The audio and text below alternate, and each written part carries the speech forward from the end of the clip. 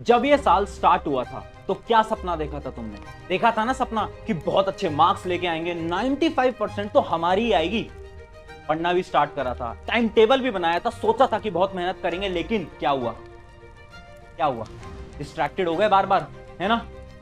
पता था कि पढ़ना है, मेहनत लगानी है, बट धीरे धीरे अपने पाथ से भटकते गए। बहुत अलग अलग प्रकार के डिस्ट्रैक्शन है, जिसकी वजह से तुम आज पूरी तरीके से अपने गोल को पूरा नहीं कर पाओगे। लेकिन आज मैं तुम्हें खड़ा होकर यहां पर यह बोल रहा हूं कि अगले 7 दिन के लिए अगर तुमने इस प्लानर को फॉलो करा, इस स्ट्रैटेजी को फॉलो करा, इसकी मदद से एक लास्ट चांस तुम्हारे पास अब भी है।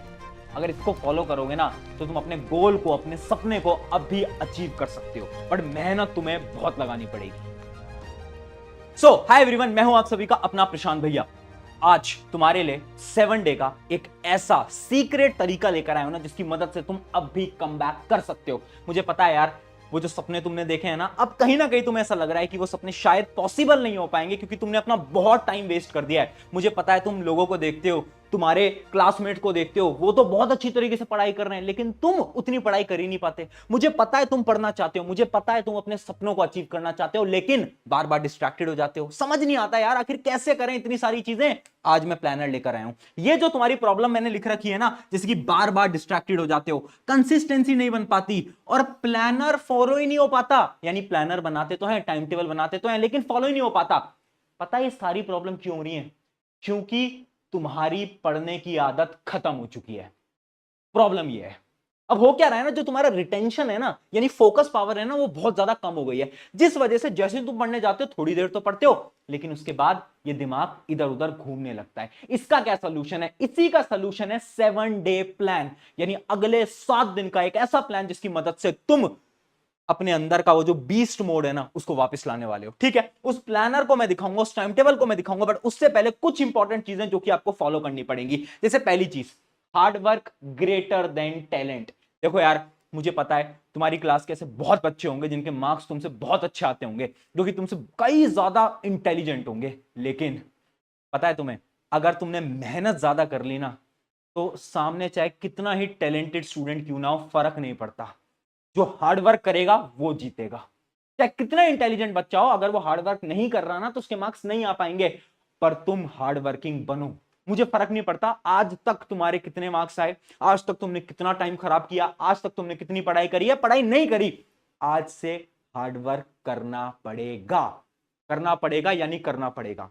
अपना गोल अपने दिमाग के अंदर डाल लो। गोल क्या है तुम्हारा? एम क्या है तुम्हारा? 95%। कोई भी सपना है ना, बोलो ना खुद से, ये मेरा सपना है, ये मेरा सपना है, ये मेरा सपना है। अरे लिखो यार उस सपने को, अपनी नोटबुक के फ्रंट पेज पे बड़ा बड़ा उस सपने को लिख दो। डरो मत, डरना नहीं अपने ड्रीम को लिखने से पहले। ठीक है भैया, कितने घंटे पढ़ना पड़ेगा ये तो बताओ उस टाइम टेबल को फॉलो करने के लिए। मैं ज्यादा डिमांड नहीं कर रहा, मैं बस तुमसे बोल रहा हूं हर रोज 3 घंटे, 3 घंटे हर रोज सेल्फ स्टडी। ट्यूशन, कोचिंग, सब कुछ अलग।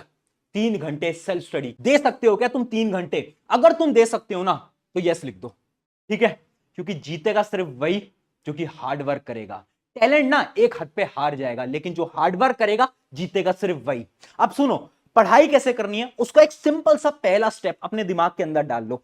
टाइम टेबल बताऊंगा, बट उससे पहले एक बहुत इंपॉर्टेंट स्ट्रैटेजी है जो कि आपको फॉलो करनी पड़ेगी, और उस स्ट्रैटेजी का नाम है RQR स्ट्रैटेजी। यह RQR स्ट्रैटेजी क्या होती है समझा रहा हूं। मैंने ना बहुत सारे स्टूडेंट को एनालाइज करा, उनसे बात करा, और मुझे पता चला कि 99% स्टूडेंट एक बेकार चीज के अंदर अपना समय खराब कर रहे हैं, टाइम वेस्ट कर रहे हैं। वो चीज पता है क्या है? स्टडी रिसोर्सेज को ढूंढने में। कितनी बार तुम बोलते हो यार मैं उनके लेक्चर देखूं या उनके, अरे मैं उनसे पढ़ूं या उनसे, यार मैं वो वाली बुक लगाऊं या वो वाली बुक लगाऊं, यार मैं ये करूं या वो करूं। तुम रिसोर्सेज को ढूंढते रहते हो, जिसकी वजह से तुम पढ़ ही नहीं पाते। यूट्यूब की एक वीडियो देखी, मजा नहीं आया, दूसरी पे स्किप कर दिया, तीसरी पे स्किप कर दिया। करते हो ना, ये सबसे बेकार तरीका है तुम्हारा पढ़ने का। तो उस तरीके को सॉर्ट करने के लिए सबसे पहले RQR स्ट्रेटेजी को फॉलो करो। पहले आर का मतलब क्या है? पहले आर का मतलब है रीड, दूसरे आर का मतलब है क्वेश्चंस, और तीसरे आर का मतलब है रिवीजन। यानी मान लो तुम साइंस पढ़ने बैठ रहे हो, कोई भी सब्जेक्ट पढ़ने बैठ रहे हो, 3 चीजें तुम्हें क्लियर होनी चाहिए। तुम पढ़ोगे कहां से? पढ़ोगे कहां से? क्या तुम लेक्चर्स देखने वाले हो, या फिर तुम एनसीईआरटी पढ़ने वाले हो, या तुम दोस्त के नोट्स लेने वाले हो? कहां से पढ़ना है? अपना एक रिसोर्स अपने पास रखो।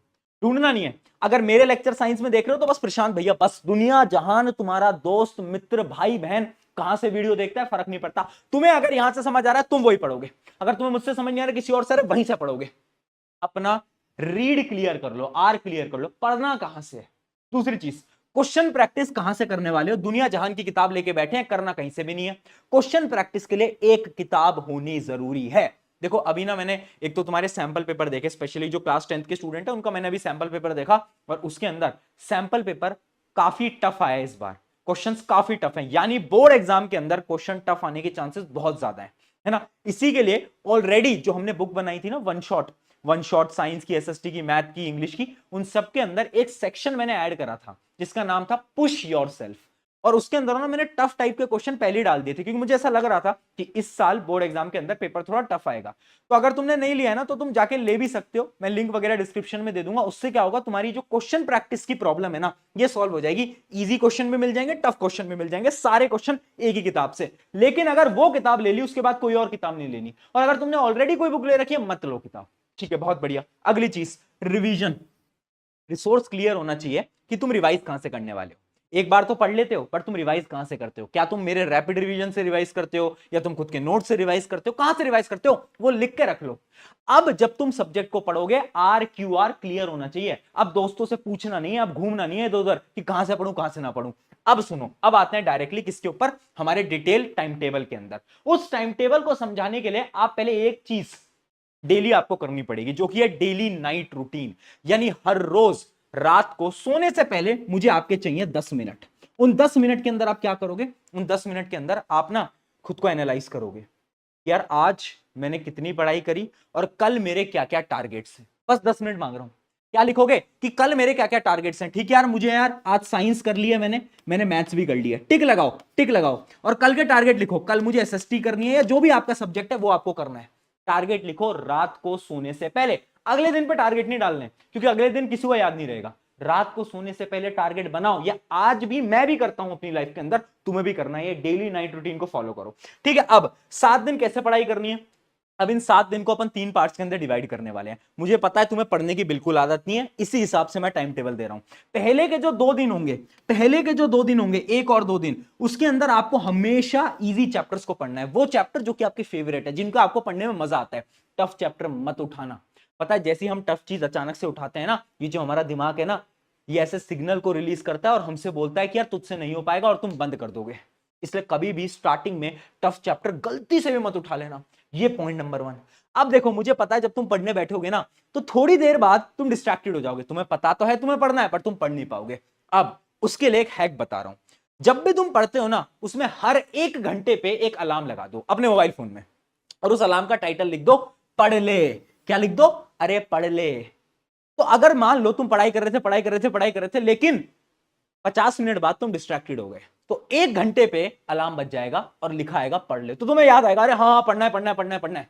ये स्ट्रैटेजी ना मैंने बहुत सारे स्टूडेंट्स को बताई, जिनकी बहुत ज्यादा इससे मदद हुई। पता है क्यों? आज के समय की प्रॉब्लम क्या है ना, कि हमें ये पता ही नहीं चल पाता कि हम कितना ज्यादा समय डिस्ट्रैक्शन में बेकार कर देते हैं, मोबाइल फोन में खराब कर देते हैं। इसलिए जब हर घंटे पे लगा होगा ना अलार्म, तो तुम्हें याद आएगा पढ़ ले बज रहा है। और अगर उस समय पर तुम पढ़ रहे होगे तो अच्छा है, अगर नहीं पढ़ रहे होगे तो पढ़ने बैठ जाना, ठीक है। ये आपको शुरू के 2 दिन करना है, इससे आपकी पढ़ने की सबसे पहले हैबिट हो जाएगी, ठीक है। अब क्या करना है, उसके बाद जो हमारे अगले दिन होंगे, यानी डे 3 से लेकर डे 5 तक, इन दिनों में हमें अपने मीडियम चैप्टर्स को उठाना है। वो चैप्टर जो कि ना ज्यादा टफ है ना ज्यादा आसान, नॉर्मल चैप्टर है, वो हमें यहां पर उठाना है। अब क्या होगा ना, जब भी आप इन चैप्टर्स को उठाओगे ना, तो आपका दिमाग ना मानेगा नहीं। आपका दिमाग बोलेगा यार आज नहीं कल करते हैं, कल नहीं परसों करते हैं। होता है ना ये प्रोक्रास्टिनेशन। इसका क्या सोल्यूशन है? इसका एक सिंपल सा सोल्यूशन है, जो कि है 5 मिनट रूल। ये 5 मिनट रूल क्या बोलता है? ये 5 मिनट रूल एक सिंपल सी चीज बोलता है कि अपने दिमाग को हमें ये बोलना है कि यार 1 घंटे नहीं पढ़ेंगे, 2 घंटे भी नहीं पढ़ेंगे, सिर्फ 5 मिनट पढ़ेंगे। चलो ट्राई तो करते हैं, चलो पढ़ के तो देखते हैं। मान लो तुम्हारा एक बहुत वीक सब्जेक्ट है, मान सकते हैं उसको मैथ्स। तुम्हें मैथ्स में बिल्कुल मजा नहीं आता है ना, और मैथ्स जैसी सामने आती है तुम्हें बोलता है कि नहीं नहीं अब तो नहीं करना। अब तुम्हें अपने दिमाग को बोलना है सिर्फ 5 मिनट, 5 मिनट पढ़ते हैं। पता है क्यों? क्योंकि साइंस के अकॉर्डिंग जब हम 5 मिनट किसी भी चीज को पढ़ लेते हैं ना, तो धीरे धीरे हमारा इंटरेस्ट उसके अंदर आ जाता है।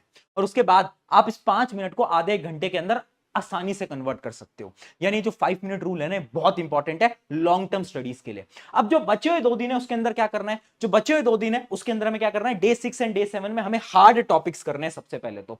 अब हार्ड टॉपिक करोगे ना तो याद रखना, सबसे पहले स्टार्ट विद इजी क्वेश्चंस। यानी इमेजिन करो आप मैथ्स को सॉल्व कर रहे हो, साइंस को सॉल्व कर रहे हो, तो हमेशा आसान क्वेश्चन को स्टार्ट में लगाना। क्यों? क्योंकि एक तो हार्ड चैप्टर है, और अगर आपने हार्ड क्वेश्चन को लगाया तो ये दिमाग बंद पड़ जाएगा, किताबें बंद कर दोगे। उसके अलावा no one is perfect, very important line यार। ये ना तुम्हारा बड़ा भाई तुमको बोल रहा है, इस जीवन में, इस धरती में, इस दुनिया में कोई परफेक्ट नहीं है।